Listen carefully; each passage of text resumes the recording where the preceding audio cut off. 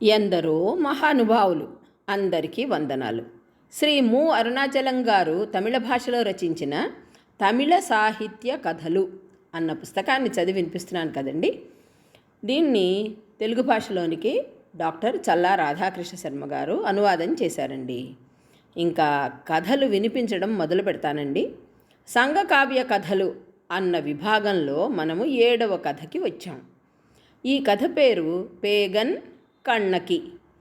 ప్రాచీన కాలపు తమిళనాడులో జీవించి తమిళ కవులకు అర్థులకు అండదండగా ఉన్న వదాన్యులు 7గురని తమిళ సాహిత్య సంప్రదాయం. ఆ 7గురిలో అతి ప్రసిద్ధుడు పేగన్. నల్లూరు అతని జన్మస్థలం. నేడు ప్రసిద్ధ స్కందక్షేత్రంగా పరిగణించబడుతున్న పళనిని రాజధానిగా చేసుకుని ఒక దేశానికి రాజుగా ఉండేవాడు ఇతను. ఆ రోజుల్లో పళనికి పొదిలి అనే నామాంతరం కూడా ఉండేది. అతను అవియర్ వంశస్థుడు. అందువల్ల పళనికి అవినన్కుడి అనే పేరు కూడా కలిగింది. అతని వంశానికి చేరరాజుల వంశానికి చుట్టరికం కూడా ఉంది. యుద్ధ విద్యలో పేగన్ ఘటికుడు. గొప్ప గజసేన అతనికి ఉండేది. యాచకులకు మహాసులభుడు. అర్హత చూడకుండానే అర్ధులకు అడిగినంతా ఇవ్వడం అతనికి అలవాటు. దానం వల్ల పుణ్యం వస్తుందని, స్వర్గం లభిస్తుందని అతను భావించలేదు. ఇతరుల లేమిని తొలగించడమే అతని లక్ష్యంగా పనిచేసేవాడు. వాన ఒకరినే కురవదు, అందరికీ కురుస్తుంది. అలాగే పేగన్ కూడా యాచకులలో ఒకరికి ఇచ్చాడు, మరొకరికి ఇవ్వలేదనే నెపం లేకుండా అందరికీ దానాలు చేశాడు. అతని జీవితంలో ఒకనాడు జరిగిన సంఘటన ఈ సత్యాన్ని వ్యక్తం చేస్తుంది. ఆ రోజు సాయంకాలం అతను ఉద్యానవనానికి వచ్చాడు. అప్పుడు ఆకాశం మేఘావృతమై ఉంది. అంతా చీకటిగా ఉంది. మేఘం చూస్తే నెమలికి ఎక్కడ లేని సంతోషం. అక్కడ ఉన్న నెమలి ఒకటి పురివిప్పి అందంగా ఆడసాగింది. అది చూసి పేగన్ ఆనందభరితుడయ్యాడు. అప్పుడు చలిగాలి కూడా వీచింది. ఆ చలికి పేగన్ దుప్పటి కప్పుకున్నాడు. చలి ఒంటికి తగలగానే అతని మనస్సు నెమలి మీదకి మరలింది. పాపం, అందాల మయూరి చలికి బాధపడుతుంది కదా అని అతని మనస్సు పరితపించింది.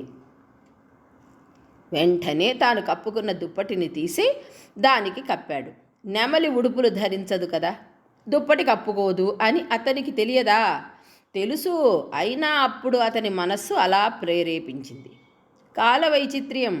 ఇంత శుతిమెత్తని మనస్సు గల పేగన్ తన భార్య పట్ల దయారహితుడై ఉండేవాడు. ఆ కాలపు అభిజాత్య సంపన్నులు సదాచారం నుండి తొలగి వెలకాంతలతో కలిసిమెలిసి జీవించడం సాహిత్యంలో కానవచ్చే ఒక సంప్రదాయం. పేగన్ కూడా ఈ దురాచారానికి పాల్పడ్డాడు. అతని భార్య పేరు కన్నకి. ఆమె శీలవతి, రూపవతి, గుణవతి. ఒకసారి పేగన్ ఆమె ప్రేమను తృణీకరించి ఆమెతో జీవించడం మాని నల్లూరులోని ఒక వెలకాంతను చేరి ఆమెతో జీవించసాగాడు. వియోగాన్ని సహించలేని కన్నకి కంటికి మంటికి ఏకధారగా విలపిస్తూ ఉండేది. ఆమె దీనావస్థను పలువురు పేగన్కి తెలిపి వెలకాంతను విసర్జించమని హితబోధ చేశారు. అతనిని దర్శించవచ్చిన కవులు కూడా ఆమె దీనావస్థను వివరించి అతనికి హితవు చెప్పారు. నిన్ను దర్శించే నిమిత్తం మీ ఇంటికి వెళ్ళి నీ వదాన్యతను ప్రశంసిస్తూ చక్కని కవితలు చెప్పాను. అక్కడ నిన్ను దర్శించలేకపోయాను. కవితలు విన్న నీ భార్య వేణువు మోగినట్లుగా వక్షస్థలమంతా తడిసేలాగా విలపించింది అని కపిలుడనే కవి కవిత చెప్పాడు.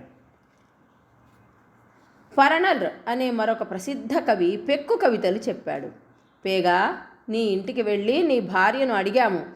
అప్పుడు ఆమె ఆయన ఇక్కడ లేడు, మోగుతున్న రథంలో మరొకత మీది మోహం కొద్దీ ప్రతిరోజు నల్లూరికి వెడుతున్నాడని కన్నీళ్లు తుడుచుకుంటూనే చెప్పింది. ఇప్పుడు మేము క్షుద్బాధతో రాలేదు, మరేమీ బహుమతులు మాకు అవసరం లేదు.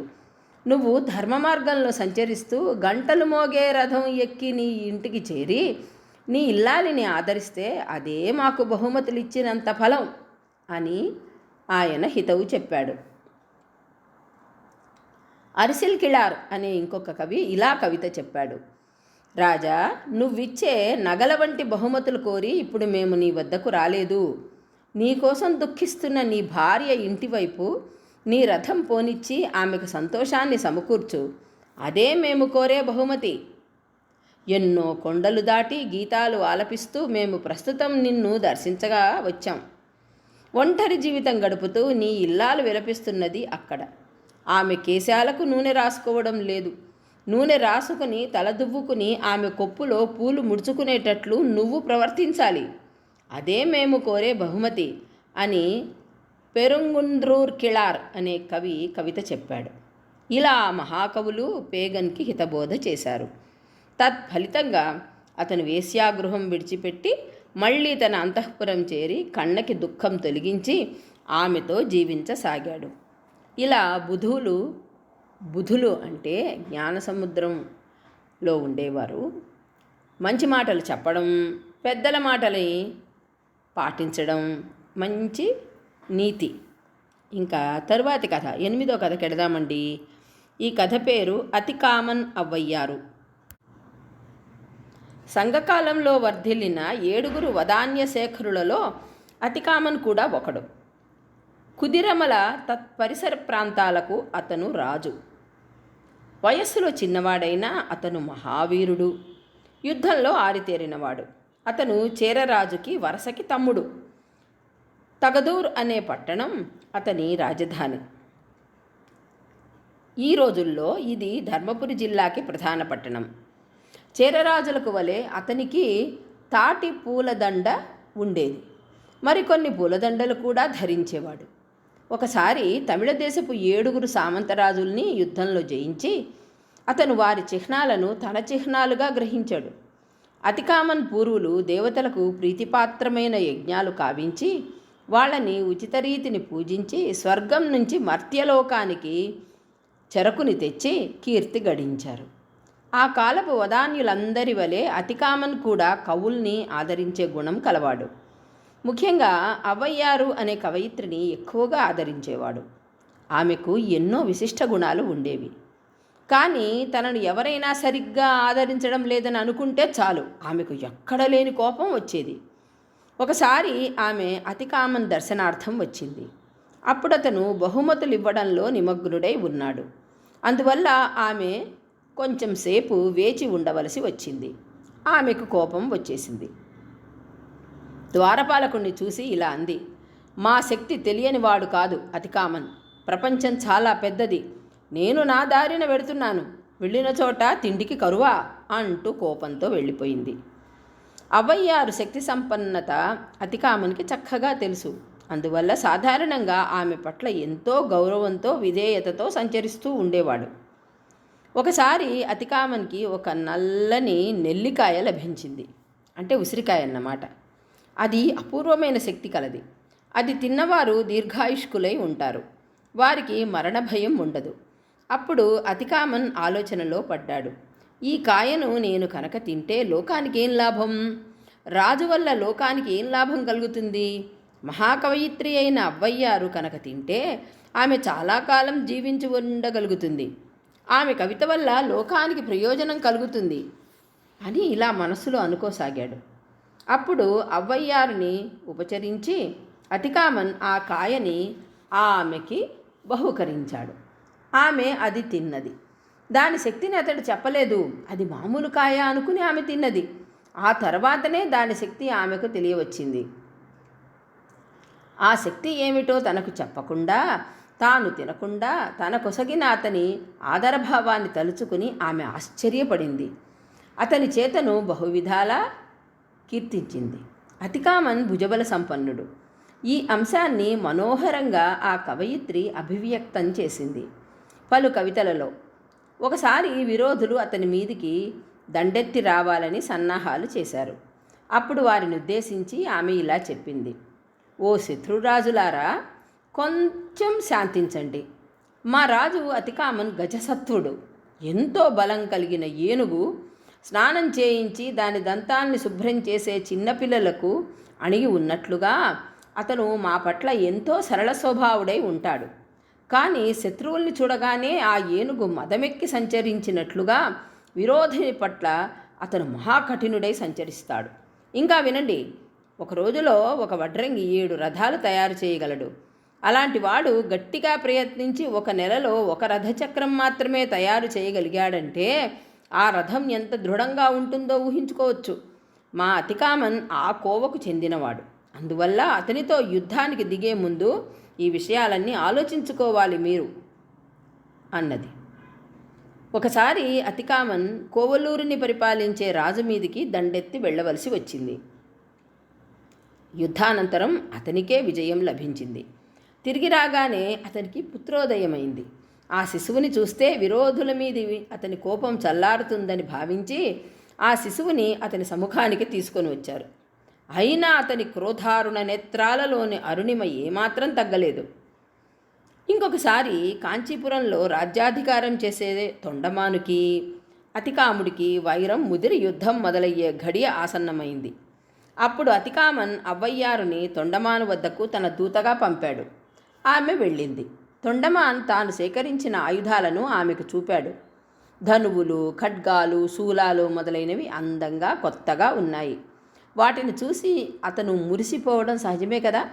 అవన్నీ తిలకించే అవ్వయ్యారు అంది, నీ ఆయుధాలు కొత్తగా నూనె తడివి పూలు చుట్టి అందంగా అమర్చబడి ఉన్నాయి. ఇది అద్భుతమే.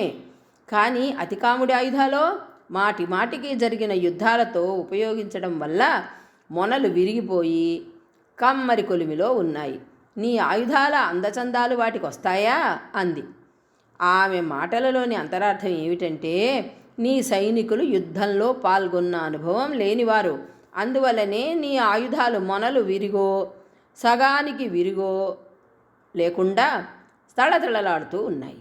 మరి అతికాముడి వీరయోధులు నిర్విరామంగా యుద్ధం చేసి అనుభవం గడించినవారు కదా. అందువల్ల అతని ఆయుధాలు మరమ్మత్తు కోసం కమ్మరి కొలిమిలో ఉన్నాయి. ఆ వీరయోధుల ముందు నీ వీరులు ఎందుకు పనికిరానివారు? ఇలా అవ్వై నర్మగర్భంగా చెప్పడం వల్ల తొండమానుడు అతికాముడి పరాక్రమాదులు గ్రహించగలిగాడు. ఆ తర్వాత యుద్ధం సాగలేదని చెప్పనవసరం లేదు కదా. మహావీరుడిగా ప్రసిద్ధి వహించిన అతికామన్ అజేయుడని అనిపించుకున్నాడు. అయినా ఒక యుద్ధంలో వరసకి అగ్రజుడైన చేరమాన పెరుంబేరల్ ఇరుంబొరై అనే చేరరాజు వలన అతనికి అపజయం కలిగింది. ఆ యుద్ధంలో అతికామన్ మరణించాడు. అతనికి దహన సంస్కారం కావించి వీరగల్లు ప్రతిష్ఠించారు. అప్పుడు శోకతప్త అయిన అవ్వయ్యారు పెక్కు కవితలు చెప్పింది. మా వంటి వారికి ఎంతో బంగారం, ఎన్నో వస్తువులు ఇచ్చాడు అతికామన్. ఇక అతనిలా ఇచ్చేవారు ఎవరున్నారు? దాతల్ని ప్రశంసించే కవులు ఉండరు, వారికి లేదనకుండా ఇచ్చే వదాన్యులు ఉండరు. అతన్ని దహించే అగ్ని బూడిద అయ్యేలాగా దహించి వెయ్యాలి, లేకపోతే పైకి కనిపించకుండా దహించి వెయ్యాలి.